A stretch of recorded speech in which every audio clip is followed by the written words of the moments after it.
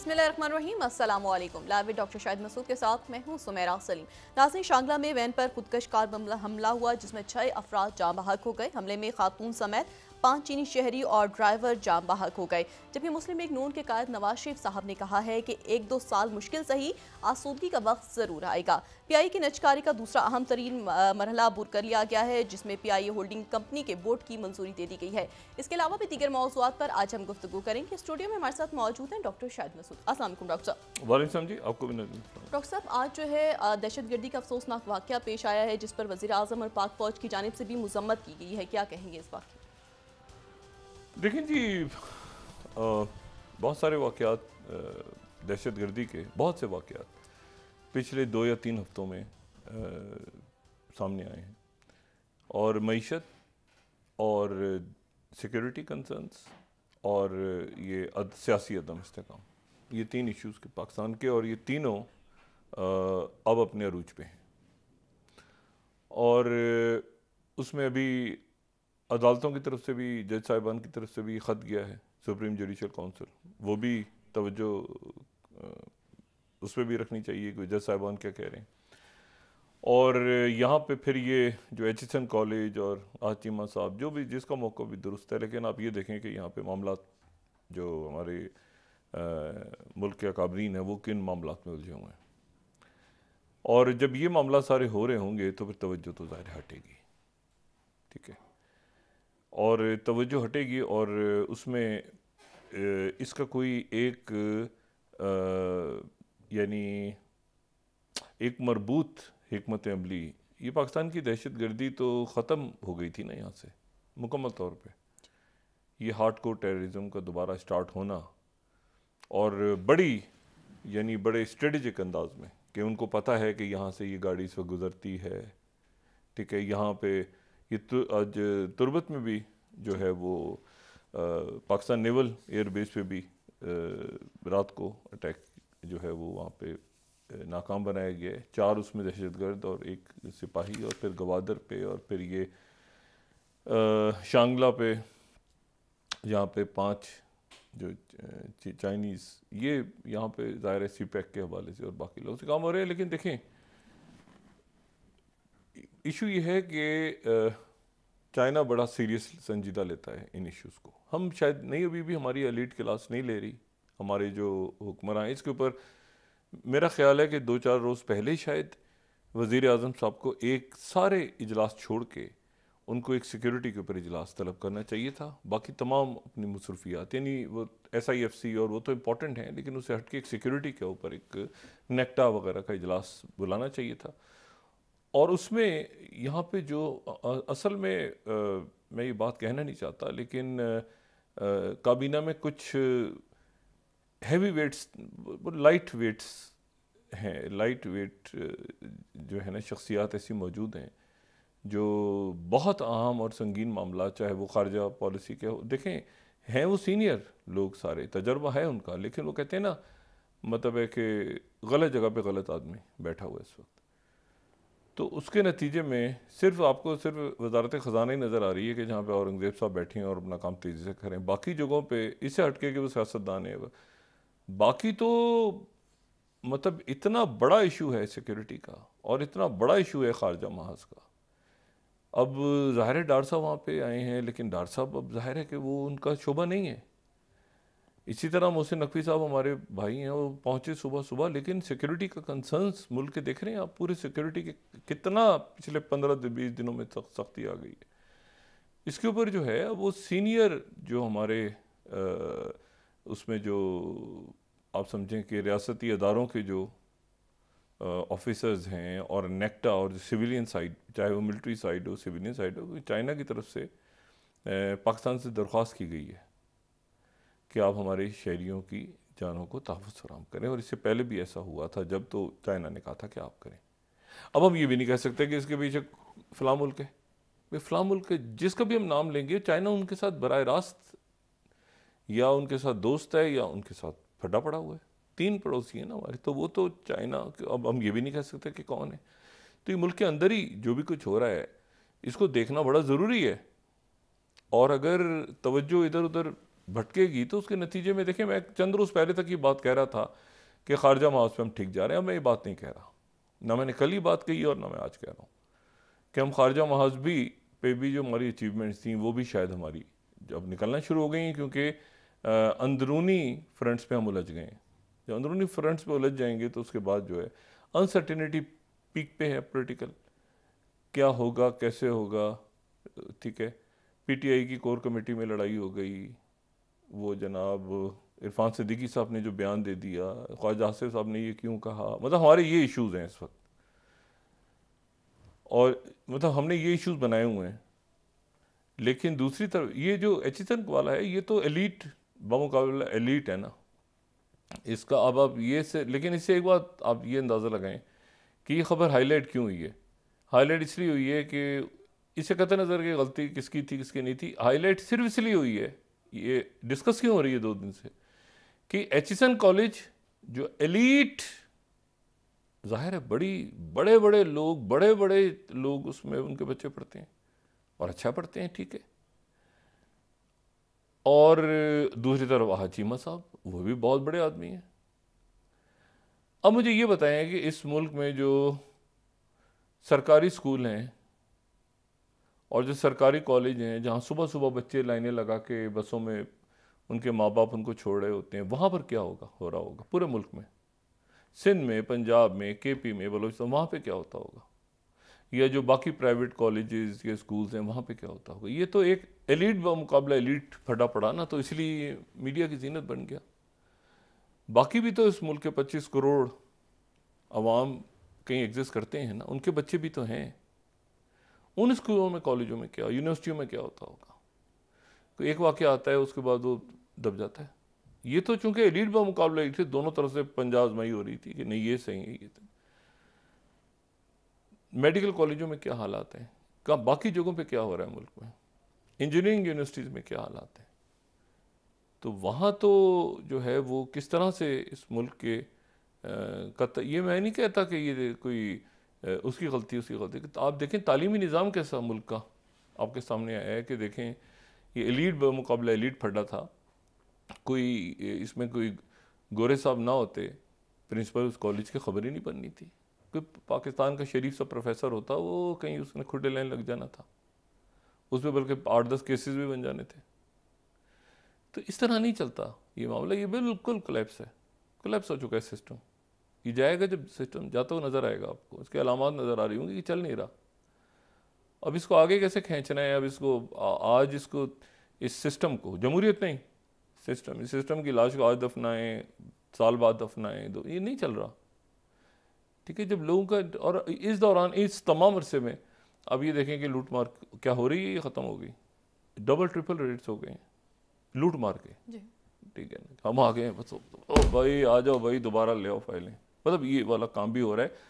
ये मैं आपसे बात शहबाज शरीफ साहब की, मैं किसी पर्टिकुलर शख्स की नहीं कर रहा, मैं पूरे मुल्क के अंदर जो मामलात हैं उसमें किसका ध्यान है कि ये मईशत ठीक करनी है, ये किसका ध्यान है कि सिक्योरिटी क्राइसिस को हमने ठीक करना है।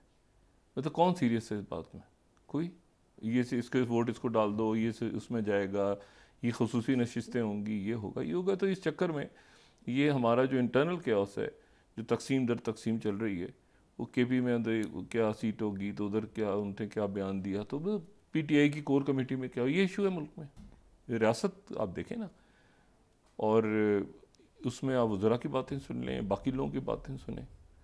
इसमें सबसे पहले वो एक इजलास होना था सिक्योरिटी के हवाले से, जब ये पैदर पे वाक़यात हो रहे थे, और उस पर मरबूत पॉलिसी एक बनाई जानी थी। लेकिन ज़ाहिर है शहबाज शरीफ साहब भी बहुत, ये दिन ऐसे जा रहे हैं कि बहुत सारे इश्यूज़ हैं, तो शायद वो नज़रअंदाज हुआ। लेकिन अब मैं उम्मीद करता हूँ कि एक मरबूत कुछ सिक्योरिटी पॉलिसी आएगी कि मामला एक्सेलरेशन की तरफ जा रहे हैं, ये ख़राब होंगे और मामला आने वाले दिनों में, ये जिस तरह से टारगेट करके अटैक्स हो रहे हैं मुख्तलिफ जगहों पर, ठीक है। तो एयरबेस में आम आदमी तो नहीं घुसेगा। अब आप डाल दें BL लेती फलां तरीमाक, छोड़ते हैं ये बयान, छोड़ दें आप, जिम्मेदारी, ठीक है। तो अब ये इशू ये है। इसी तरह से चाइनीज़, दुनिया में 193 मुल्कों में कितने मुल्कों में चाइनीज़ का कत्ल हो रहा है। इस तरह नहीं करते, इस तरह नहीं होता। श्रीलंका में CPAC ये जो बेल्ट एंड रोड है, ये तो पूरी दुनिया में, आधी से ज़्यादा दुनिया में आए हुए, तो उसका मतलब ये तो नहीं है कि हर जगह पर चाइनीज़ को निशाना बनाया जा रहा है। और ऐसी जगहों पे जो कि बहुत ज़्यादा, जहाँ पे मखदूश हालात हैं, गवर्नेंस है ही नहीं, वहाँ पर भी इतने बुरे हालात, ऐसी सूरत हाल नहीं बनी हुई। तो ये है कि इसको बहुत ही संजीदगी से देखना होगा। हम तो गुजारिश कर सकते हैं, बाकी तो जो फैसला जिन्होंने करना है वो करेंगे, हुकूमत है, बाकी लोग हैं, काबरीन हैं। लेकिन ये मामला हाथ से निकल रहे हैं खारजा महाज पे भी। तो खारजा महाज पे निकलेंगे तो दाखिली टर्मोइल को देख के वो, तो ये इसको कैसे काबू पाते हैं, अब ये हमारी प्रायोरिटी है। मैं उम्मीद करता हूँ कि सिक्योरिटी की मजबूत पॉलिसी बनेगी और उसमें जो पुराने सफारतकार हैं उनको भी बुलाया जाएगा, उनके तजर्बे से भी इस्तेफ़ादा हासिल किया जाएगा। जो सिक्योरिटी हुकाम हैं वो भी इस पर बैठेंगे, एक इजलास होगा, एक अलग अलग हो भी गया, कोई मजबूत पॉलिसी बने कि भाई ऐसे है। ये नहीं कि इसने किया तो उसको ऊपर डाल दो, तो उसने एक बयान आ गया, नहीं। एक टेररिज्म की वेव पाकिस्तान में चल रही है और वो बड़ी टारगेटेड और बड़ी मुनज़्ज़म है। अब ये बयान कि भाई वो क़ुव्वतें जो पाकिस्तान और चीन को साथ नहीं देखना चाहती, वो कौन सी क़ुव्वतें हैं जो पाकिस्तान और चीन को साथ नहीं देखना चाहती? अमेरिका का, या तो नाम ले लें अमेरिका का, या किसी और मुल्क का नाम ले लें, और कौन है? तो बात यह है कि ये तो एक, मतलब हमें इससे निकलना है, बस मैं इतना ही कह के आगे बढ़ते हैं। अच्छा, अब इशू ये है कि इसमें देखें, खित्ते में आग लगी हुई है, पूरे आसपास आपकी बड़ी जंगी, जब ये तमाशा जो लगा हुआ है ना, ये उन हालात में लगा हुआ है जब आपके पूरे खित्ते में, पूरी दुनिया में आग भड़क रही है, बड़ी जंगों की तरफ जा रहा है, दुनिया जा रही है तेज़ी के साथ। और हमारे यहाँ ये इशू इम्पॉर्टेंट है कि बस जो हो रहा है बस वो सुने, आप बातें सुने, बयानात सुने, प्रेस कॉन्फ्रेंसें सुने। अच्छा, अब ये कि कल जो हुआ, पहले तो ज़रा गज़ा की कहानी इधर दिखती है ना, वहाँ क्या हुआ। करारदाद मंजूर हो गई, अमेरिका ने एब्सटेन किया, यानी हिस्सा नहीं लिया, तो 15 में से 14 जो थे उन्होंने हमायत की, जंगबंदी की करारदाद की, अमेरिका उसमें आया नहीं, करारदाद मंजूर हो गई, वीटो नहीं हुई। लेकिन इसराइल उस करारदाद पे अमल नहीं कर रहा, यानी इसराइली जाहिरियत नहीं रुकी। और आज जो है वो रफ़ा पे भी एक घर, रफ़ा यानी जनूब, गज़ा का जनूबी इलाका, खान यूनिस के साथ, यानी मिस्र के बॉर्डर के साथ का जो इलाका है, रफ़ा पे अटैक हुआ, उसमें 13 जो हैं शहादतें हो गई, उसमें से 9 बच्चे थे। और फिर अशिफा हॉस्पिटल जो है वहाँ पर फिर बहुत बड़े अटैक्स, वो झड़पें भी हो रही हैं, ज़मीनी ग्राउंड जो है वो झड़पें भी हो रही हैं। और वहाँ से इतला है कि 30 से 50 लोग वहाँ पे जानों से चले गए। तो ये जंगबंदी नहीं हुई, ठीक है। और जंगबंदी की करारदाद अब सिक्योरिटी काउंसिल ने मंजूर कर ली है, लेकिन वो हो जाए उसको करो, यानी रमज़ान तक है, रमज़ान के दिनों तक है। लेकिन हमास का कहना ये है कि हम इसको उस वक्त मानेंगे जब ये कंप्लीट सीज़ फायर होगा। उन्होंने इसको खुशामदी ज़रूर कहा है, चाइना ने भी कहा है, अरब ममालिक ने भी कहा है, पाकिस्तान ने भी, सब ने कहा है कि बहुत अच्छी बात है। मॉस्को ने, बीजिंग ने, यूरोपीय यूनियन ने, सब ने, अरब ममालिक ने, लेकिन सब ने ये कहा है कि जी ये तो बहुत अच्छा हुआ कि जंगबंदी हो गई। लेकिन जो हमास है वो कह रहे हैं कि नहीं, ये कौन सी जंगबंदी है, अभी तो रमज़ान का तो में तो चंद रोज़ रह गए, और इस दौरान तो ना कोई कैदी रिहा हुए हैं और ना कोई उन्होंने जंगबंदी की है, ना कोई जहरीत। तो उसके नतीजे में ये हुआ है कि वो वहाँ पे जहरीत हो रही है। अच्छा, और ये शहादतें 24 घंटे में हो गई करारदाद मंजूर होने के बाद। अच्छा, अब इसराइल की पोजीशन जो है वो बड़ी अजीब सी हो गई है इस वक्त, क्योंकि इसराइल के जो वज़ीर दिफा हैं गैलेंट, वो पहुँचे हुए हैं वाशिंगटन। और जो गैलेंट हैं वो वाशिंगटन पहुँचे हुए हैं, और उनकी मुलाकात वहाँ पे पहले तो जैक सल्वन से हुई है, हो चुकी है मुलाकात उनकी, और उनकी सेक्रेटरी स्टेट एंथनी ब्लिंकन से भी मुलाकात हो गई गैलेंट की। आज उनकी लॉयड ऑस्टिन से मुलाकात होनी है। बड़ी एम्बेरसिंग हालात में हो रही है मुलाकात ये, मतलब ये अमेरिकन के लिए भी बड़ी अजीब सी माहौल है और उनके लिए भी अजीब सा माहौल है कि भाई कल वीटो हुआ है और आज मुलाकात हो रही है वज़ीर दिफा की उनके साथ। और इसराइल के वज़ीर दिफा उनसे बात क्या करने जा रहे हैं कि हमें गज़ा ऑपरेशन के लिए आपकी सपोर्ट, आपका पैसा और आपका असला चाहिए, और वो वीटो नहीं किया अमेरिका ने। मतलब एक अजीब जो है ना, फंस गए हैं वो, कि वो पहले पहुंचे हुए थे वहाँ और वो वहाँ पहुँच के आज उनकी लॉयड ऑस्टिन से तो क्या मुलाकात होगी? यही मुलाकात होगी कि रफ़ा प्लान, तो उसके ऊपर तो वो तो बयान जो आएगा तो वो बयान में तो यही आएगा गालिबन कि भाई हमने तो यूनाइटेड नेशंस की, या ये कि रफ़ा प्लान अभी भी कोई है भाई, जंगबंदी है तो रफ़ा प्लान फिर कहाँ से आएगा आ गया जिसको लेके पहुंचे हुए इसराइल के वज़ीर दिफा? कुछ तुक नहीं बनती है ना, जंगबंदी हो गई तो जंगबंदी हो गई। अच्छा तो एक तो ये हो गया जो बड़ी एक अजीब सी सूरत है, गलत टाइम पर वो वहाँ पहले पहुँच गए थे। पीछे से जो दूसरा डेलीगेशन था ये रॉन दर्मर का, तो रॉन दर्मर जो है ये तो मिनिस्टर फॉर स्ट्रेटेजिक अफेयर्स हैं, इन्होंने जाना था। और फिर उसके बाद जो हनिगबी जो कि नेशनल सिक्योरिटी एडवाइज़र हैं, जो कुछ अरसे के लिए उनके कायम मकाम वज़ीर आज़म भी रह चुके हैं, इन दोनों ने जाना था, जिनको रोक लिया। जो मैं कल भी कह रहा था ना कि वो धमकी ये दे रहे हैं कि रोक लेंगे हम, तो हम अगर ये पास किया तो हम रोक लेंगे, तो वो उन्होंने रोक लिया नेतन्याहू ने कि 2 रोक पीछे रुक जाएं, क्योंकि बात क्या करनी है वहाँ जाके? बात तो ये करनी थी कि जी हमने जायरियत करनी है, हमें असला दें, सिविलियंस को नहीं मारेंगे, ये नहीं करेंगे, वो नहीं करेंगे। तो वो तो सारा अब तो वो तो कहानी किसी और तक चली गई है।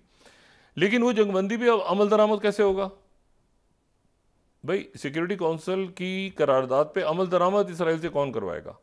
हमास कह रहा है कि जी ना, इसमें कैदियों की जो है वो हॉस्टेजेस की बात हुई है इसमें, लेकिन फ़लस्तीनी कैदी कितने छोड़े जाएंगे वहाँ से जो उनकी जेलों में हैं, उनका कोई जिक्र नहीं है उसमें बाकी। अच्छा, अब इन्होंने वहाँ से दोहा से सीआईए चीफ पहले चले गए थे, इन्होंने जो टेक्निकल टीम रह गई थी, ज़ाहिर है कि जो मोसाद के सरबराह मौजूद थे कतर में, उनको तो पहले बुला लिया था वापस, एक टेक्निकल टीम रह गई थी उसको भी बुला लिया वापस। लेकिन एक टीम अभी भी जो कि सीनियर हुकाम है, ये नेतन्याहू पब्लिकली कह रहे हैं कि बुला लिया, लेकिन सीनियर हुकाम जो दोहा में बात हुई तो वो सीनियर हुकाम मोसाद के दोहा में मौजूद हैं, इजिप्ट के भी मौजूद हैं, हमास की लीडरशिप भी मौजूद है, सारे लोग मौजूद हैं, और वो वहाँ पर ये बातचीत हो रही है अभी अब कि इसको कैसे आगे, बात को आगे कैसे बढ़ाया जाए, और अमेरिकन्स भी मौजूद हैं कि भाई इसको आगे कैसे बढ़ाया जाए।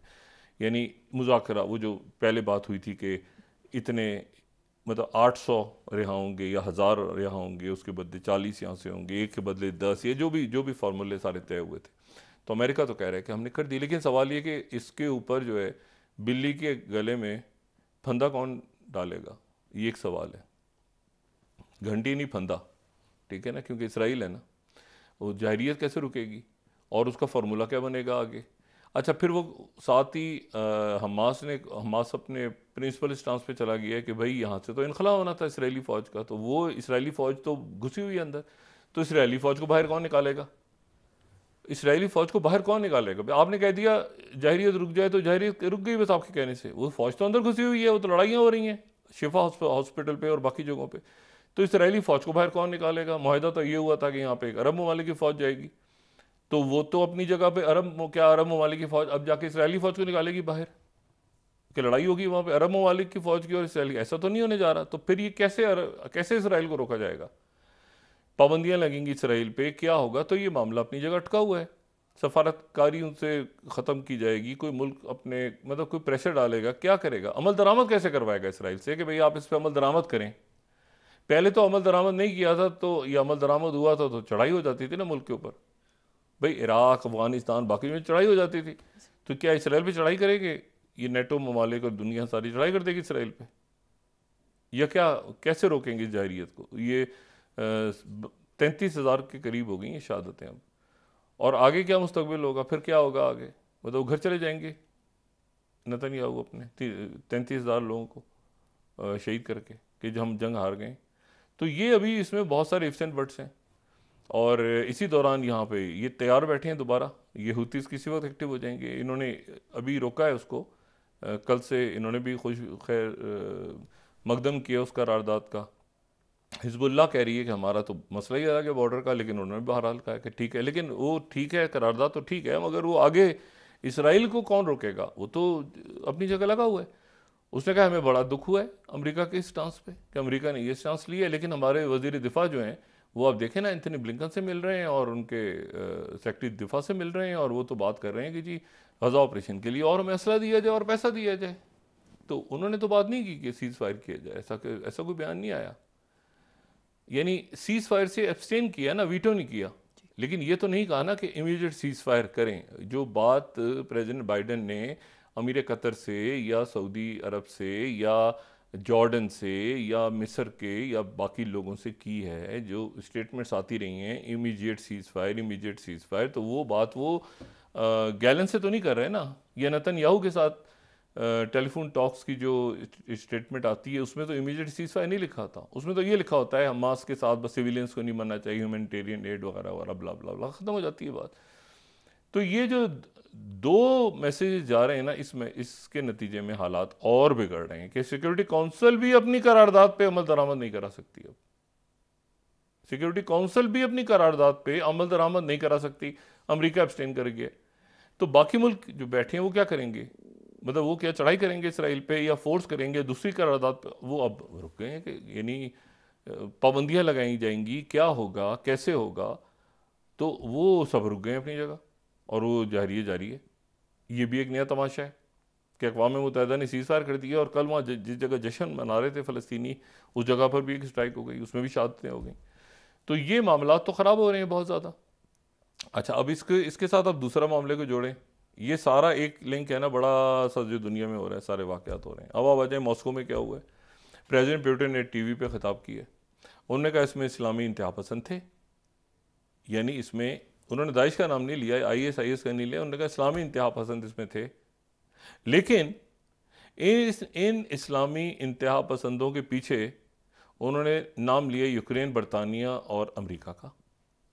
उन्होंने कहा उनकी इंटेलिजेंस एजेंसीज थी, ठीक है। और ये जो बयान है ये मैं इसकी तस्दीक थोड़ी सी कर लूँ कि ये जो बयान है, ये बयान पहले तो पुतिन ने स्पीच की ना, और ये बयान जो है ये अलेक्जेंडर बोर्तनिकोफ ने दिया है, ठीक है, अलेक्जेंडर बोर्तनिकोफ। अच्छा, ये जो अलेक्जेंडर बोर्तनिकोफ हैं, ये उनके फेडरल सिक्योरिटी सर्विसेज के FSB के ये सरबराह हैं।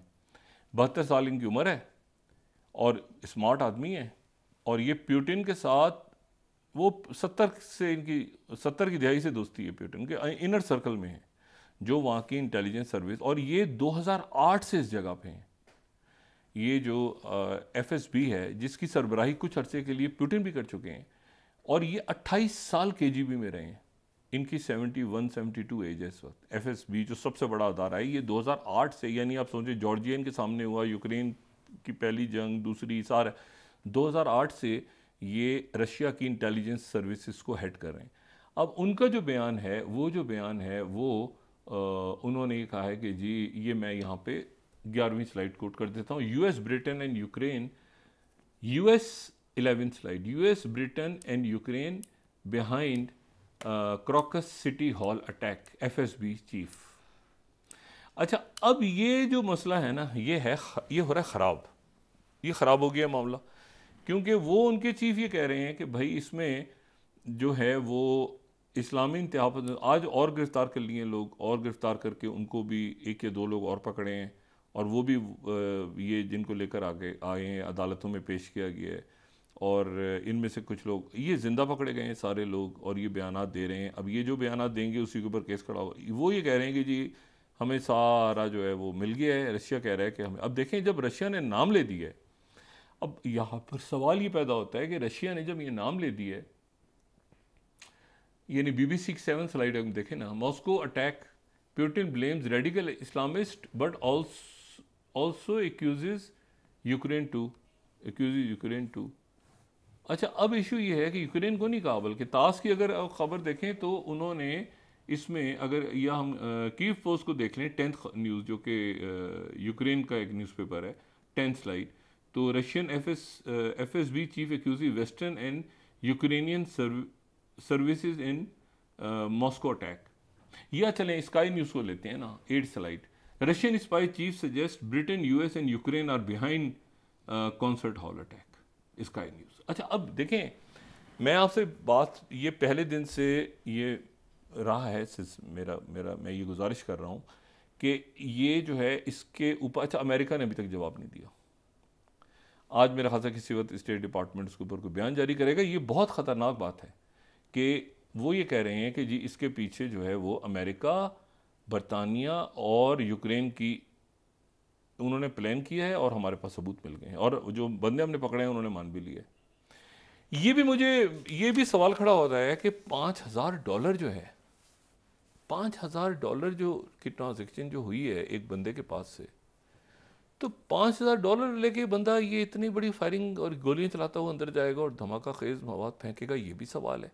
इस पे बहुत सारे सवालात के जवाब अभी मिलने हैं, अभी आने हैं सामने कि ये लोग कौन थे, ये किस तरह से कोऑर्डिनेटेड अटैक हुआ। अच्छा, बेलारूस के जो लुकाशेंको हैं वो कह रहे हैं कि ये बेलारूस की तरफ भी आने की कोशिश कर रहे थे जिनको पकड़ा गया है, वो कह रहे हैं वो, लेकिन वो जो है ये यूक्रेन की तरफ जा रहे हैं। तो ये मामला ख़राब हो गया है, ख़ास तौर पे जब ये इन्होंने 3 मुल्कों का नाम ले दिया है ना।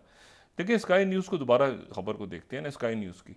स्काई न्यूज़ 8 स्लाइड को अगर हम देखें तो वो कह रहे हैं कि ब्रिटेन, अब देखें ये बरतानवी, अब ये स्काई न्यूज़, ठीक है ना, Britain, US and Ukraine are behind. ये इतनी खतरनाक बात है, इतनी खतरनाक बात है कि वो इस वक्त ही कह रहे हैं कि इसमें अमेरिका, बरतानिया और यूक्रेन ने मिलके ये कॉन्सर्ट अटैक किया है, ये, और कह भी उनके एफएसबी के सरबराह रहे हैं। अच्छा, अब उसके बाद व्हाट नेक्स्ट? अब पुतिन क्या करेंगे? प्रेसिडेंट पुतिन ने तो वियतनाम के सदर से बात की आज, वियतनाम के सदर ने कहा हमारे मुल्क का दौरा करें, उन्होंने कहा बिल्कुल करूंगा मैं दौरा।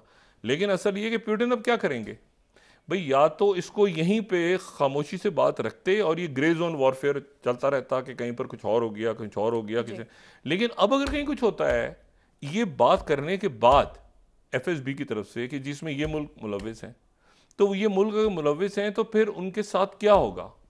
अटैक तो मॉस्को में हुआ है, तो ये अब मेरे ख्याल से बहुत एक पेचीदा सी, अजब सी एक सिचुएशन दुनिया में क्रिएट हो रही है, और उधर पैसिफिक के अंदर एक नया झगड़ा खड़ा हो रहा है खामोशी से, जो कि बड़ा है। ताइवान, मैं बार बार कह रहा हूँ कि ये देखें, अगर यहाँ पे मसला ये उलझ गए ना, यहाँ पे यूरोप में और इधर, तो वहाँ पर पैसिफिक में जो साउथ चाइना सी और वो पूरा जो वहाँ पर हालात जो हैं वो ख़राब होने शुरू हो जाएंगे, ख़राब इस सेंस में होना शुरू हो जाएंगे कि वहाँ पर तवज्जो दुनिया की वहाँ से हटेगी, वहाँ पर मुख्तलिफ कार्रवाइयाँ अचानक शुरू होने के इम्कानात हैं, जो कि अमेरिका चूँकि यहाँ पर सकिन हो गया है मिडिल ईस्ट में और यूरोप में इस वक्त। और ये इसके पुतिन के बयान के बाद तो बिल्कुल ही बहुत ही ज़्यादा ये ख़तरनाक सूरत डेवलप हो गई है, और ये कि इसराइल नहीं मान रहा अक़वाम मुत्तहिदा की करारदाद को। ठीक होगा डॉक्टर साहब, ब्रेक के बाद डिस्कस करते हैं। नाज़रीन वापस आते हैं एक छोटे से ब्रेक के बाद।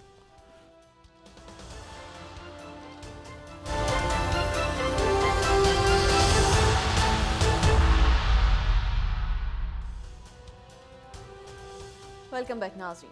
डॉक्टर साहब, आप ये कह रहे थे कि हुकूमत को फौरी तौर पर मईशत के साथ साथ सिक्योरिटी के मामलात पर भी तवज्जो देनी चाहिए। इंटरलिंक्ड है।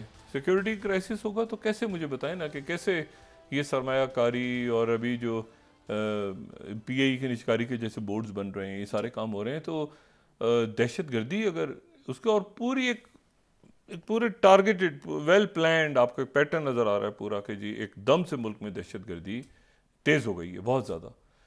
तो और ये उस वक्त तेज़ हुई है, और जाहिर है कि हदफ इसका सरमायाकारी को रोकना है, हदफ इसका मुल्क में हिजान पैदा करना है, और सी पैक और बाकी जो मंसूबे शुरू होने जा रहे हैं आने वाले दिनों में उनको रोकना है और ख़राब करना है। तो जब यानी आपने कई महाजों पे एक साथ रियासतें एक साथ लड़ाई होती हैं, मतलब है कि आप ये नहीं कि आप सिक्योरिटी पे लगे हैं तो आपने मईशत छोड़ दी, मईशत पे इंटरलिंक्ड हैं सारे मामला, तो ये आप जो सियासी हिजान ख़त्म हो गया। अब देखें ना हमारे डिस्कशंस क्या हो रहे हैं इस वक्त, मतलब डिस्कशंस क्या हो रहे हैं, मतलब जो मैंने पहले भी बात की, प्रेस कॉन्फ्रेंस है, उसने क्या कहा, उसने क्या कहा, वो एक लेवल पे रखें आप, लेकिन उस लेवल पे रखें जहाँ वो एक टेक्टिकल इशू चलता रहे नीचे जी 7 से 8 7 से 8 9 बजे वाली खबरें।